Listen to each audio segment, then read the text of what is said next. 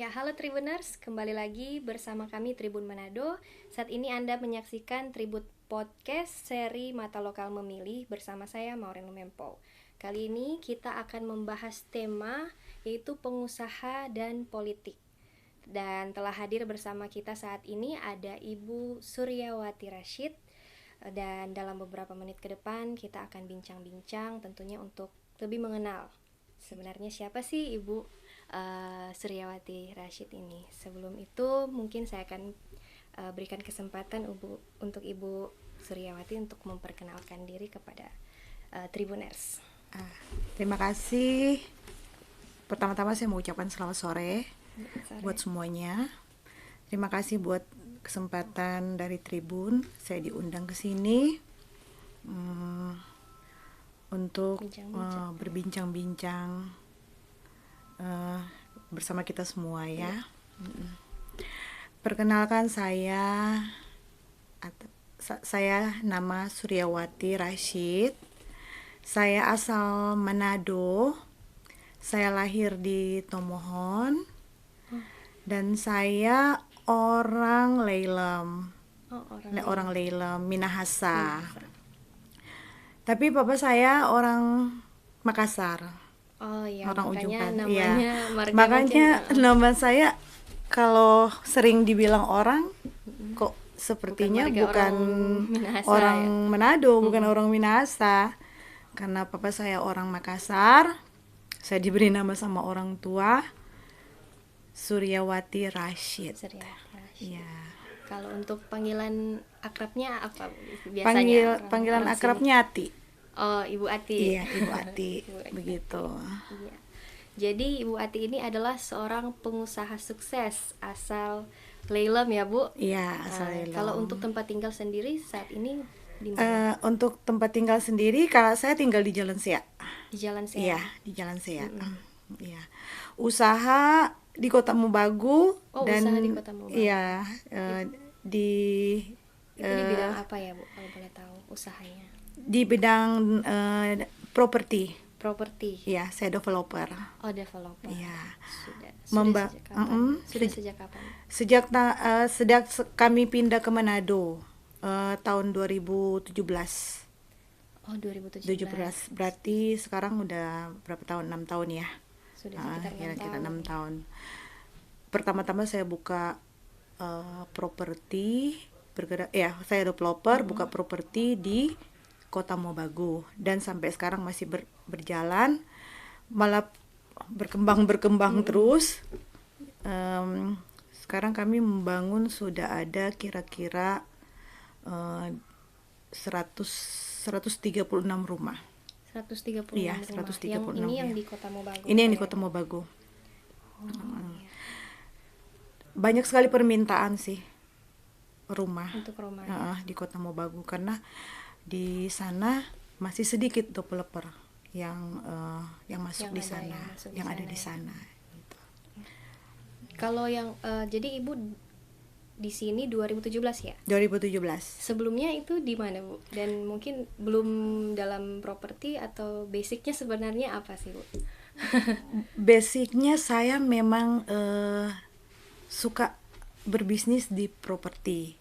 Di Jakarta, kami tinggal di Jakarta. Saya sekolah di Jakarta. Saya juga married di Jakarta. Suami saya orang asing. Oh, asal dari mana? Dari Inggris. Oh, dari Inggris. Dari jadi Inggris. Tadi setia menemani. Iya, yang sekarang menemani saya gitu. Terus kami pindah ke Manado. Saya di Jakarta itu memang sudah main properti. Entah itu rumah, apartemen, dan kios. Oh iya, di Jakarta. Di Jakarta. Tapi bukan saya bangun, saya beli melalui developer. Saya renovasi, saya sewa-sewakan, dan saya jual. Oh iya, saya jual gitu. Kemudian akhirnya memilih untuk ke Manado itu kenapa? Memilih untuk ke Manado, suami kan sudah mau pensiun, sudah pensiun 60 tahun dia pensiun. Dia bilang, "Torang pindah juga ke Manado." Begitu. Iya. orang pindah ke Manado. Saya nggak mau pulang ke Inggris, saya maunya di Manado. Sempat itu juga sih, bukan sedih atau apa ya, aduh kita ini mau di Manado mau ngapain. Iya kan, Karena sudah asik iya sudah berbisnis di Jakarta. di Jakarta. Saya bilang tinggal juga di Jakarta tuh orang. Saya nggak mau, saya maunya di Manado, ada pantai gitu, blue sky, banyak coconut, banyak pohon kelapa, saya suka. Itu alasannya gitu. Jadi pas pindah saya lihat-lihat ini bisnis apa ini ya. Ada lahan di Kota Mobagu 3 hektar. Saya main pertama 3 hektar. Aduh, perkembangan cukup pesat kalau di Kota Mobagu ya. Karena permintaan masyarakat untuk kebutuhan rumah itu sangat tinggi di sana. Saya berkembang sampai sekarang. Oh iya, gitu. luar biasa.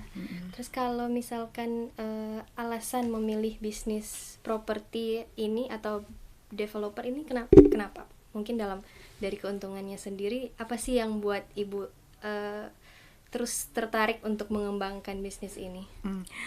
Karena kalau saya pikir ya, ini bisnisnya ini untuk tempat tinggal ya. Orang memerlukan tempat tinggal, rumah, pasti memerlukan rumah. Terus saya juga hobi di bidang renovasi. Dari situ renovasi apartemen, renovasi rumah. Akhirnya pindah ke Manado. Saya bangun itu aja, saya jadi developer aja. Ya, iya, banyak properti, iya. Untuk dipergunakan pribadi, disewa-sewakan juga. Disewa-sewakan juga. Kami tinggal di Jakarta juga masih ada setiap bulan ke sana karena anak juga ada di sana kan. Iya, dia kuliah kan. Oh, anak satu anak. Anak saya satu. Iya. Dia di Kota Mobagu juga bantu-bantu gitu. Oh, ikut di bisnis juga, terlibat di bisnis juga. Kebetulan anak kan dia ambil arsitek. Gitu. Iya. Jadi bantu-bantu saya lah. Jadi sejalan dengan saya gitu. Dan dengar-dengar ibu ini juga sesuai dengan tema yang kita angkat, pengusaha yang sukses ternyata juga terjun di politik. Iya. Nah, itu bagaimana ceritanya dari pengusaha kemudian berpolitik? Kalau saya mau jawab ya, dari jujur dari hati ya, saya ada keterpanggilan dari hati saya untuk mau terjun lebih dalam ke dunia politik. Awalnya saya masuk di Hanura pertama dan tidak pernah sama sekali sebelumnya saya tidak pernah sama sekali pertama-tama di sini. Dan saya tuh jadi pengurus, saya dipercayakan jadi bendahara DPD Partai Hanura. Sudah berjalan 1 tahun setengah dan sampai sekarang. Iya. Dan kemudian nanti akan ikut dalam pemilihan legislatif 2024. Iya. Dorongan atau motivasi terjun ke politik pemilihan legislatif ini apa?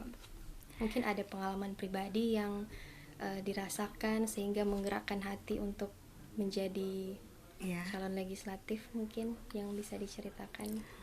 Iya, kalau pengalaman pribadi memang saya ada beberapa pengalaman yang saya alami. Saya punya kedorongan gimana kalau suatu saat saya bisa menyampaikan, membawa aspirasi rakyat, ya kan. Saya dengan jalan berarti kan saya harus berpolitik, ya kan, masuk dalam ranah politik. Jika Tuhan percayakan, Tuhan berkenan dan masyarakat mempercayakan, saya bisa maju lebih dalam lagi dan saya terpilih, ya kan, saya bisa menyampaikan aspirasi rakyat. Itu saya cerita satu boleh ya? Boleh. Saya cerita satu. Waktu eh, 2 tahunnya lalu kan kita COVID ya. Iya. Kita COVID ya. Di salah satu, bukan, di pesisir pantai di Minahasa. Iya. Berarti kan di situ ke pesisir pantai kan ada beberapa kampung ya. Iya, ada beberapa kan. Ada beberapa kampung. Itu saya suatu saat saya ke situ, saya cari signal di salah satu kampung gitu. Karena saya dalam memang mobil, susah iya signal susah gitu. signal. Iya. Terus dalam mobil saya dapat signal, tiba-tiba saya lihat anak-anak gitu di bawah pohon. Di bawah pohon itu mereka semua pakai handphone. Abis saya laksain pekerjaan saya saya cari internet kan, tentu saya ada pekerjaan ya. Saya keluar dari mobil, saya bilang adik-adik, anak-anak itu ya? Iya, ketemu anak-anak itu yang ada di bawah pohon. Adik-adik ngapain di sini gitu.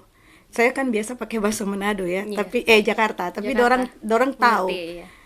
Lagi belajar tante, dia bilang begitu. Lagi belajar, Iya, di bawah pohon. lagi belajar tante.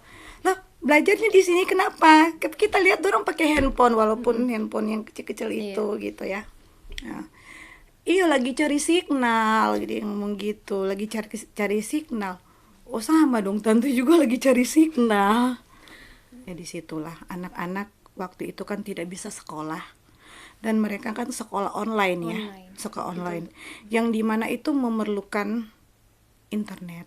Iya, akses untuk Iya. itu. Di era sekarang ini kalau tidak ada teknologi semakin canggih. Iya, betul. Kalau di beberapa kampung itu tidak ada signal internet, kasihan mereka akan keterbelakangan. Itu dari situ saya pikir, aduh, bagaimana saya bisa menyuarakan jeritan hati anak-anak itu. Adik-adik mau ya, saya bilang, adik-adik mau kalau ada signal di sini, kata yang oh mau tante, dia bilang begitu, mau tante, begitu. Jadi situ ya udah, nanti tante usahakan ya, tante mau pulang dulu ya, saya ngomong gitu. Oh iya, saya di dalam mobil, saya aduh, ini anak-anak ini ya, bagaimana ya, kasihan juga. Untuk iya, ada kerinduan. Saya harus menyampaikan ini, aspirasi ini dengan jalan seperti apa, saya ngomong gitu, dalam hati saya bicara. Ya mungkin ya itu, dengan saya berpolitik ya, terjun dalam arena politik, dengan bacalek, seringnya kan, iya. Bacalek, saya bisa jika Tuhan berkenan kembali lagi dan masyarakat mempercayakan, saya bisa memperjuangkan masyarakat kecil. Iya. Jadi dari pengalaman pribadi itu iya, sendiri dari pengalaman hati itu tergerak untuk bacalek. Bacalek. Tadi Ibu bilang. Ada pengalaman 2 tapi nanti saya ceritakan aja. Oh, boleh juga, Bu. Itu tergerak juga mau membantu, tapi tapi nanti next aja ya. Saya cerita lagi, saya share lagi. Nah, kalau untuk dalam membagi waktu nih, dalam keluarga, politik, dalam usaha, itu seperti apa? Bisa-bisa atur waktu orang ya. Nah, kalau waktu weekend, Sabtu Minggu, saya harus sama keluarga. Itu sudah jadi komitmen kami di keluarga. Sabtu Minggu, sesibuk apapun, itu harus sama keluarga. Ya, kalau hari Minggu berarti kita beribadah sama-sama, ya kan, seperti itu. Kalau Senin sampai Jumat, waktu saya bekerja, pulang pergi Kota Mobagu gitu. Jauh perjalanan pulang pergi ya. Diselingin sama urus partai, ya kan, bendahara kan. Iya, tapi itu sih nggak sibuk ya. Jadi untuk tantangannya sebagai pengusaha yang berpolitik, itu menurut Ibu apa yang sedang dihadapi mungkin tantangan? Tantangan sih sebagai untuk berpolitik, berpolitik sama pengusaha memang sangat berbeda ya. Sangat berbeda. tantangannya ya saya harus maju, siap, Harus siap. Tantangan berpolitik ya, aku dikat dulu.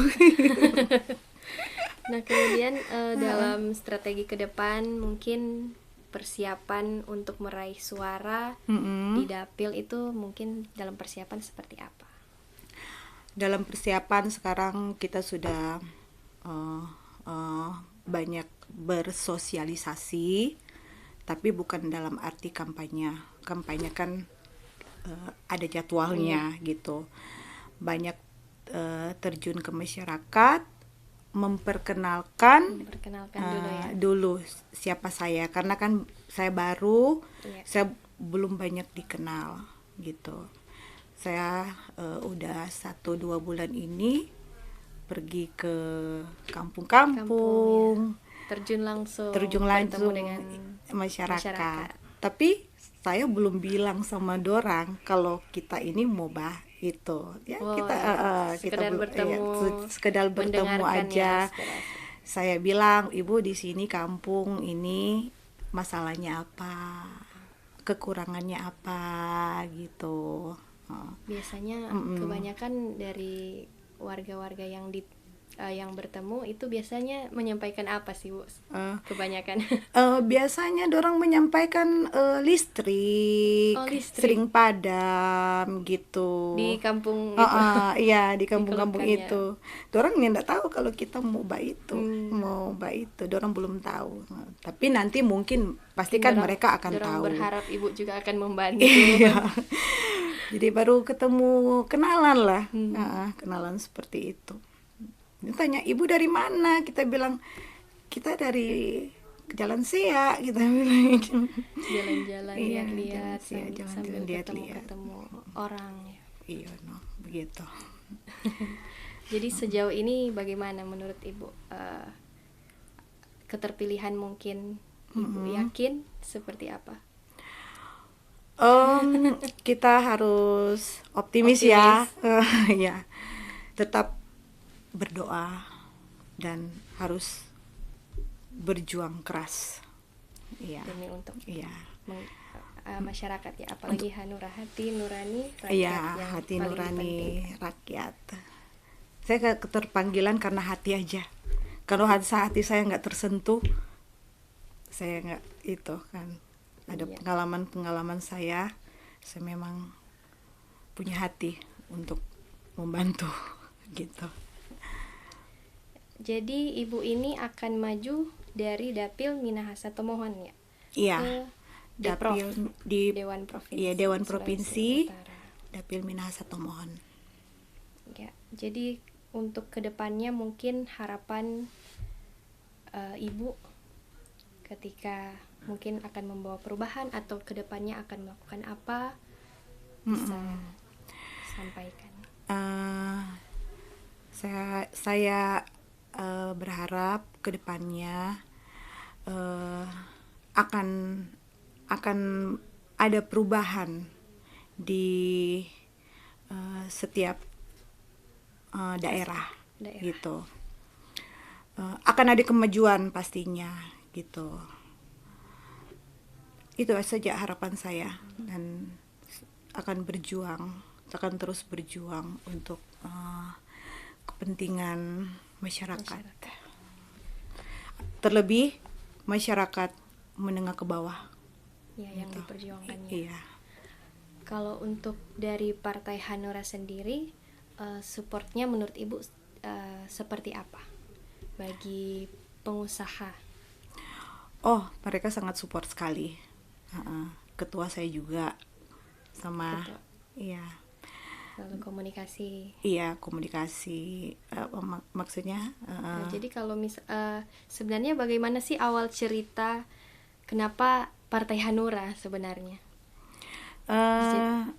Mungkin karena hati nurani ya, Hanura ya, hati nurani rakyat. Adakah sosok inspirasi yang menginspirasi ibu untuk dalam hidup, untuk mengutamakan di politik ini, inspirasi politik? inspirasi. Iya, mungkin ada satu nama yang mungkin yang ibu kenal di politik. Di politik. Iya. Yang menginspirasi ibu untuk bergerak di politik ini. Ya Ahok ya. Ahok. Ahok. Itu karena saya di Jakarta, saya memang karena latar belakangnya juga pengusaha. Iya, pengusaha. Iya. Saya memang terinspirasi ini Ahok, memang bagus kita ikuti gitu, bukan ikuti, seperti apa itu namanya, inspirasi. Iya, terinspirasi.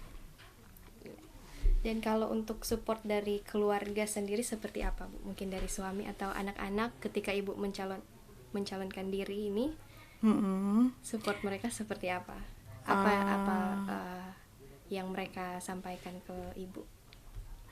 Kalau dari suami, walaupun dia bukan orang Indonesia, dia tetap mensupport saya, apapun itu pilihan saya gitu. Tapi kalau bagi di mata dia ini itu bagus gitu ya, dia tetap support saya. Saya bilang, bagaimana ini cerita tahun lalu ya, akhir tahun lalu. Bagaimana kalau saya mau terjun di, dia tahu saya bendahara kan? Iya. Bagaimana kalau next year, tahun ini saya mau terjun di dunia politik. Dia bilang up to you. Kalau kamu merasa bisa, kamu keterpanggilan, why not? Jadi full support. Dia selalu support saya. Kalau anak? Kalau anak, jujur enggak. Iya. Oh, alasannya kenapa, Bu? Jujur dia tidak mau support saya, tapi itu tahun lalu. Sekarang dia sudah mau support saya. Awalnya dia keberatan mungkin ya. Iya, dia bilang, Egi kan namanya, Egi, gimana kalau mama mau terjun di politik gitu? Oh, mama mau apa? Mau bacalek? Ya kira-kira seperti itu. Mah, pikir-pikir dulu lah, dia ngomong gitu. Karena mungkin dia pikir dari pengusaha terus terjun ke politik itu dua dunia yang sangat berbeda ya.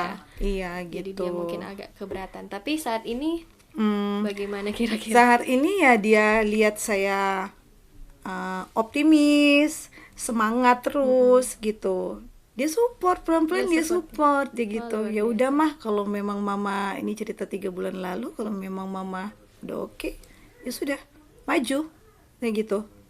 Kita di belakang aja. Berarti support kan terus ya, support dorong. gitu. Iya, seperti itu. Nah, kalau dari usaha atau bisnisnya sendiri dalam waktu ke depan ada project apa mungkin, atau mungkin sedang berjalan ini? Kita akan ada proyek baru ya, proyek pengembangan baru, lebih fokus ke rumah subsidi. Oh, rumah subsidi. Iya, rumah subsidi itu di win-win. Masuk kabupaten, masuk Minahasa. Begitu. Itu sekarang lagi pengurusan izin. Sementara pengurusan dan izin. Pematangan lahan. Kita rumah subsidi yang kita prioritaskan di sini, rumah subsidi kelas menengah ke bawah ya, untuk masyarakat kelas menengah ke bawah. Ya, masyarakat kan bisa Minahasa, mungkin kalau berminat. Ya, dengan bunga rendah, harganya juga terjangkau, harga dari pemerintah kan, melanjutkan program pemerintah untuk gitu. rumah subsidi, membantu masyarakat menengah ke bawah. Oke, jadi sudah semakin dekat ini tahun politik. Iya. Depan aktivitas sehari-hari dalam kampanye mungkin ini akhir-akhir ini seperti apa? Akhir-akhir ini masih dalam tahap sosialisasi, ya. terjun ke masyarakat, pengenalan. Belum bisa kampanye kan? Belum bisa gitu. Ya baru sebatas itu aja sih. Berkenalan sama masyarakat ya, berkunjung ke dapil. Ke dapil-dapil, karena saya memang belum banyak tahu, belum banyak tahu. Saya tahu Minahasa, ternyata Minahasa itu besar ya. Iya. Sampai di pesisir pantai sana, sampai di Tanah Wangko, Tombariri, Langowan. Besar sekali kok, Teh. Tapi Tomohon kecil ya. Tomohon kecil. Jadi saya putar-putar gitu, putar-putar ke sana. Putar-putar ke sana. Iya.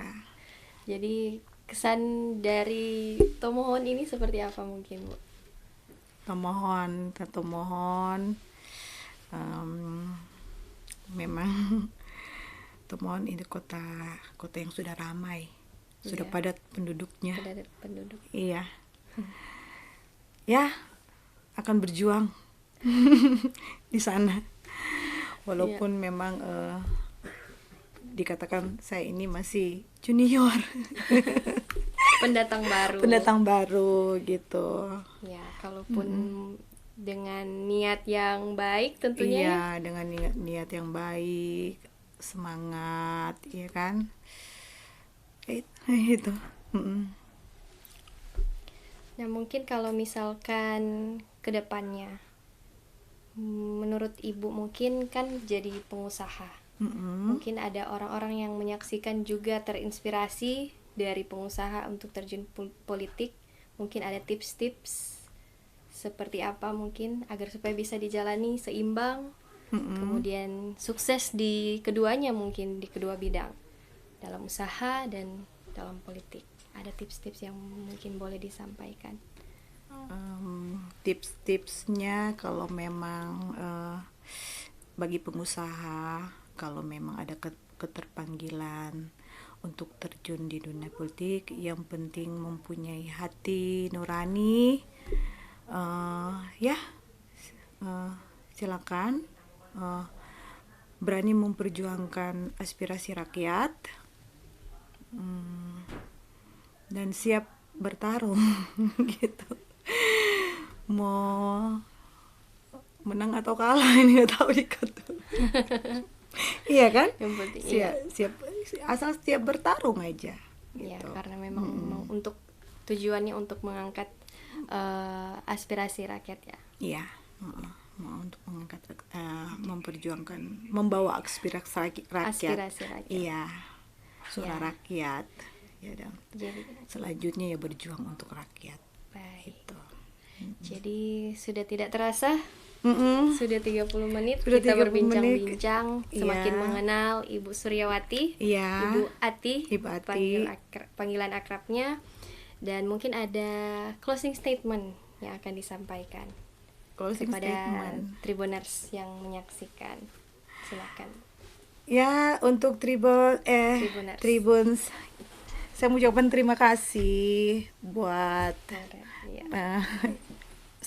Mauren. Dek Moren. Iya. Ini anak saya ini.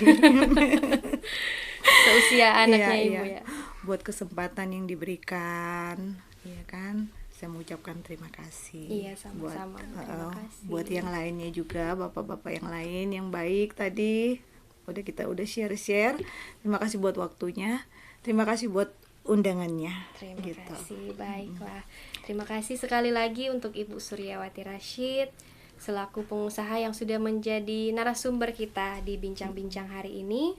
Dan sekali lagi juga saya ucapkan terima kasih kepada Tribuners yang sudah menyaksikan.